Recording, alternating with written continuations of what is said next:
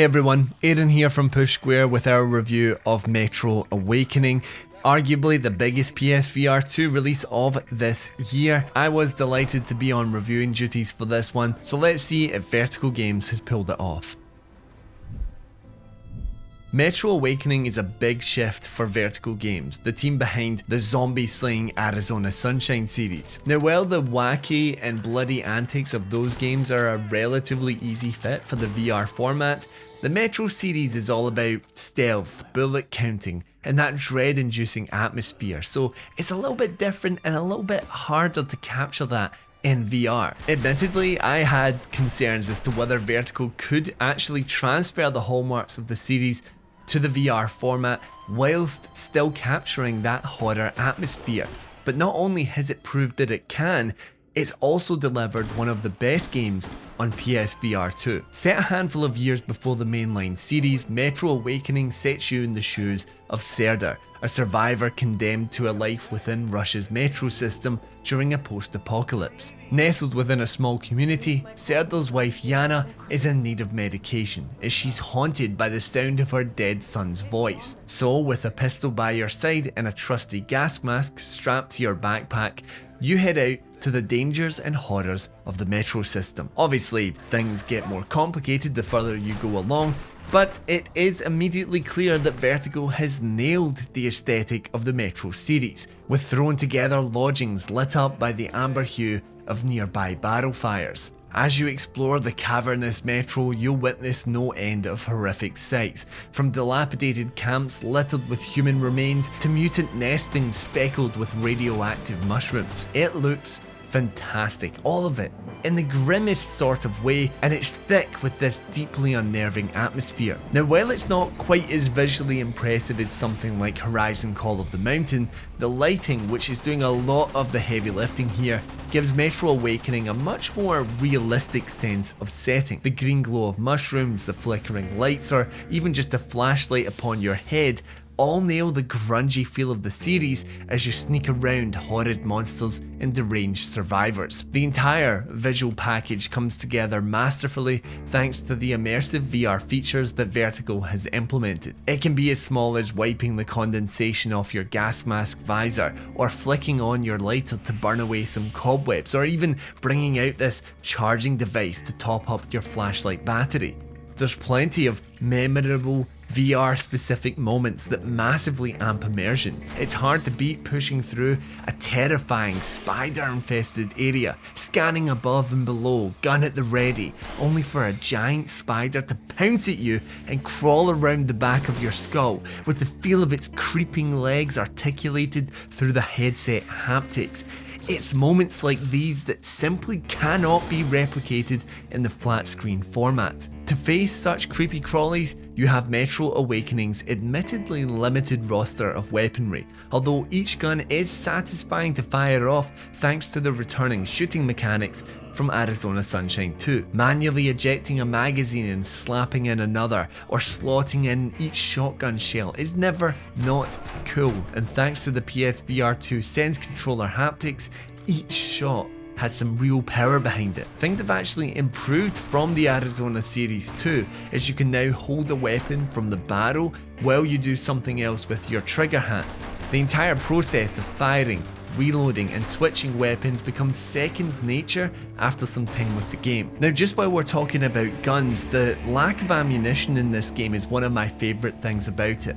After killing enemies, you'll be picking up their gun, opening their magazine to check if there's any bullets inside, or firing with reusable ammunition like the crossbow, going up to your target and pulling the bolt out of their skull to place back in the chamber. While the lack of ammunition has always been a big part of the Metro series, there's something about the physical act of collecting your ammunition in Metro Awakening that just makes it so much more satisfying and immersive within this scavenging world. Moving on though, the controls of this game are just as seamless as the guns. Metro never wants to break your immersion, so everything is done within its world, and it's done fairly realistically too, with no in-game menus beyond the pause menu.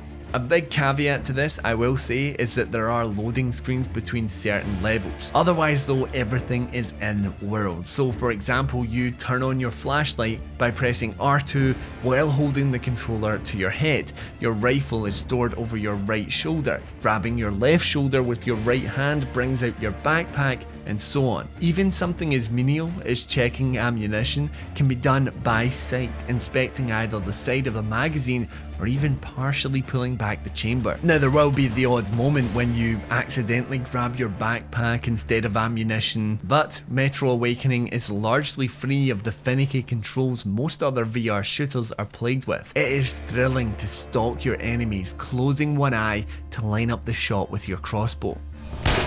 Now when bullets and bolts start to fly, Metro nails its all-out action. Popping a quick headshot, picking up their dropped rifle, and peeking out of cover to fire off a few rounds is exhilarating. Stealth too can be nerve-wracking as you toss bottles to distract enemies, line up shots, and ensure you're hidden in darkness.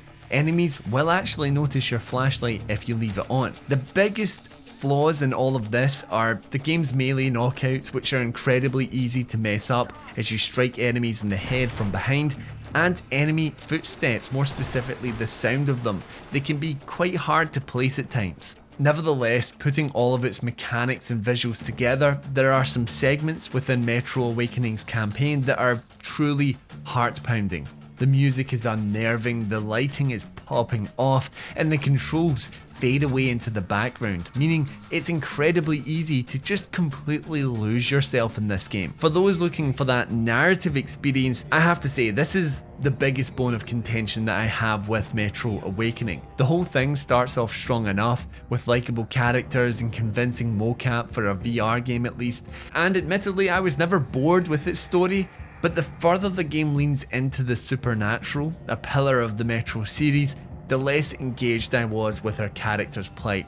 Now I don't want to get into spoilers of course, but this was primarily down to the supernatural elements bleeding into the gameplay, which in theory keeps things fresh mechanically, but it was nowhere near as engaging as sneaking by bandits and ghouls. The game does lose a bit of steam as it chugs its way to the finish line.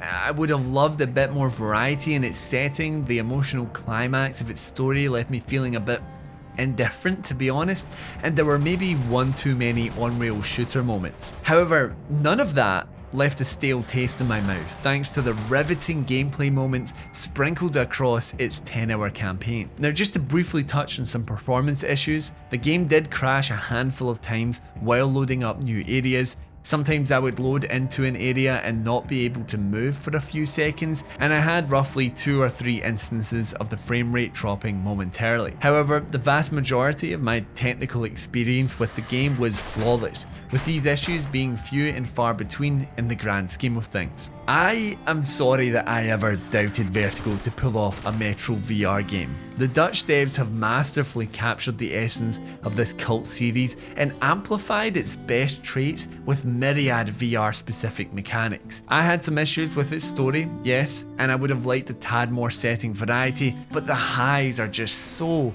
high that I would happily go through it all again, with the visuals, the atmosphere and the controls all melting into the experience.